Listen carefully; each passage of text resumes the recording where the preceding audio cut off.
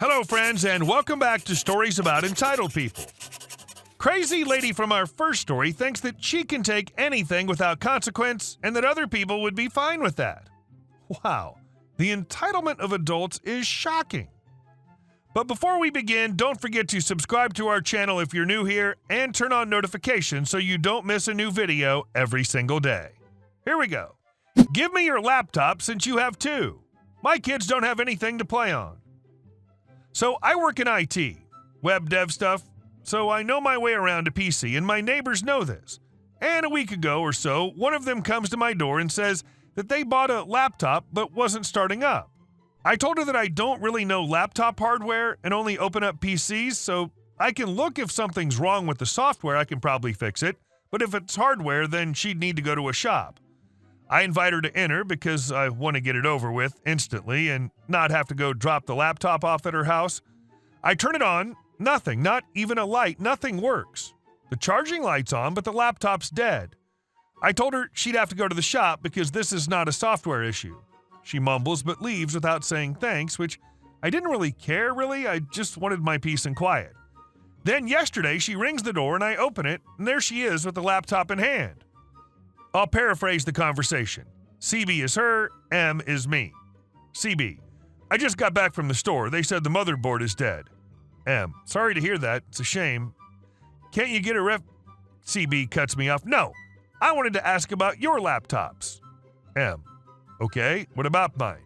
CB: Well, can you give me one of them? I need it for my kids and they don't have anything to play on.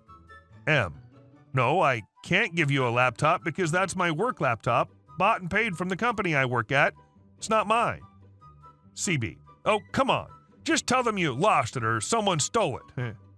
M: I'd get fired if that happened. Really would. Sensitive information on laptop. CB: Well, the other one? M: That's my wife's laptop. CB: Give me that one. It's perfect for me. M: At this point, I was fuming, but this person is a close neighbor and friend of my mom. M: I can't give you my wife's laptop. She bought it. It's hers. Go return the laptop from where you bought it. CB: They will not refund me. They say it's my fault for not checking it before buying it. Mind you, she bought it secondhand. M: Well, yes, it's your fault. I have to go, but good luck with that. Slammed the door while she started to talk again, but I really didn't have time to deal with her crazy today. These people, how entitled are they to think I can just give away or lie to my job? And our second story. How an abusive Karen got a dose of karma. Many years ago, as I was exploring Walmart looking for good deals on unnecessary necessities, I was confronted by a sweet, nice, gorgeous woman of about 30-ish. Before she approached, I was looking at the tool/car section, looking for a better impact and some nice floor mats for my truck. As she approached with a cheery, "Yoo-hoo, I need some help," I immediately realized I made a mistake in my wardrobe today. You see, I like to wear vests, and today I was wearing my blue one. Mind you, it was a light blue akin to the blue worn by Walmart employees, but it had sparkly swirls all over it and tassels. Well, I decided to be nice and help the lady out. It wouldn't hurt to help out, or so I thought, so I said yes. How can I help? And she said she needed a video game out of the cabinet and could I please get it for her. I then gave a little chuckle and tried to explain I thought she needed help with something heavy or up high or locating something. I don't actually work here and I don't have keys to those cabinets. During my whole explanation, the sweetness in her face slowly got replaced with anger. She then screamed about how I'm wearing a blue vest and how I do work here and how dare I lie to her face and she's going to get me fired.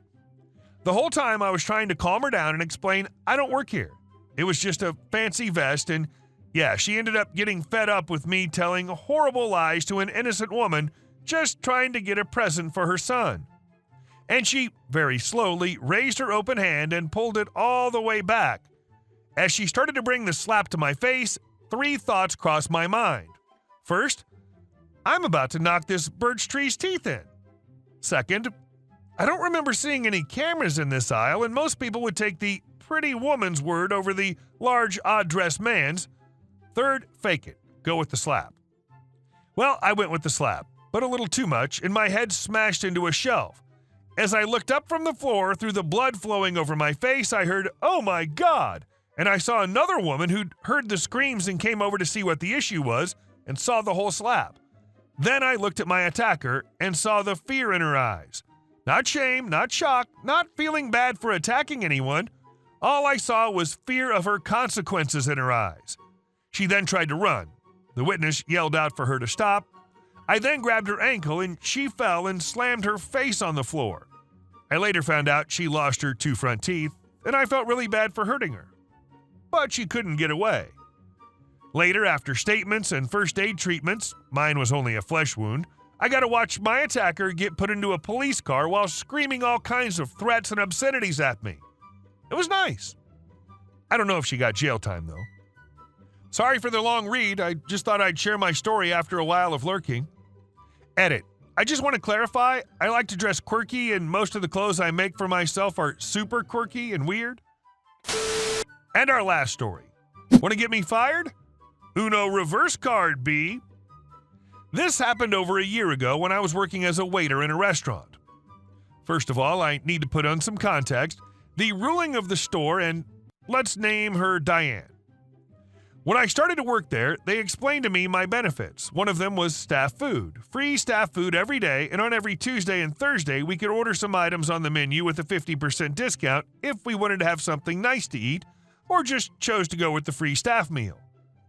To do so in the system, we would open a table in our name, the table Michael, for example, order what we want, and the managers would close the table with the 50% discount and keep the due money from the tips. Fair enough. Keep this in mind for later. Now, let's introduce you to Diane. Diane was a veteran waitress working there, 4 to 5 years in the store when I started. She knew everything very well and was honestly good at her job. She befriended the managers, and she was appreciated by the owner. On my first days, Diane looked nice to me, always smiling and friendly. The thing is, over the years, I realized that Diane was a two-faced girl. She would be very friendly to you and complain about you behind your back. We had a Facebook group where all the waiters and managers were added, but she would very often complain about the job not being done correctly. She was mostly working morning shifts, so she would mostly work alone, serve the few tables we had in the daytime, and wait for the night shift to change her. On weekends, she would not be alone, so some of us would also be mornings. Here is her beautiful portrait. She would devalue the work of everyone else, so she would make it look like she was the only one working hard. She would message the managers about her co-workers and why one or the other should be fired. She would ask the managers to reprimand us if we were late, 5 minutes. She herself sometimes would come in 45 minutes late for work. Managers would come on opening time and see if everything was done correctly, forcing us to open without her on the weekends. She would befriend the managers but talk crap about them to us, telling us they had no idea how to run the store. A lovely person. Everyone in the store, manager and owner excluded, wanted her out of the team. She was hated and a nightmare to work with. They literally gave her only morning shifts to avoid people working with her and create problems. After 2 years in the store, I knew the job very well and was not considered a beginner anymore by anybody. I knew everything I had to do and was good at my job as well. I could literally run the store alone, outside of the management work, of course. One day, she tried to boss me around by giving me orders which I ignored, because I knew where my priorities had to be. She didn't like that at all, and I loved it. The more she would ask me to do something, the more I'd do everything but that. In the end of the shift, she went to speak with the manager about me, then to my coworker, let's name him Tony, who then came to repeat to me what she said. She told him that she would try to do everything in her power to get me fired, which I replied, very pissed, "All right, so let's talk about the fact that you're paying for her food for at least 2 years now." Tony was very confused by what I just told him and asked me what I meant by that. See, from when I started and over the past 2 years, I saw regularly Diane finishing her shifts and bringing home takeaway orders that everyone assumed was her discounted staff food. The thing is, I noticed that the ticket from her food left in the kitchen didn't have her name on it, but a table number that was closed as cash payment in the system. The thing is, if the table's marked as paid, but the money is missing from the till, managers would take the missing money from the shared tips to pay what's due. So ultimately, we would all pay for the food that she ordered. Back then, I remember asking her about it, and she replied something like, "Don't worry about it. Managers know it's okay." I didn't believe her, but being the new guy, I didn't want to create any trouble, so I just let it be. And for over 2 years, she just ordered and ordered. I don't really know why I didn't say something, but guess it just became a habit to see her leaving with takeaways, and not being a troublemaker, I kept my mouth shut. Plus, she was friends with the managers, which was intimidating enough. Tony was stunned that I never said anything about this, since absolutely everyone was waiting for anything to get her fired. I apologized and told him to just observe her and look carefully what she was bringing home. Guess what? The very next day, Tony caught her. He checked what she was bringing home, checked in the system, and confronted her.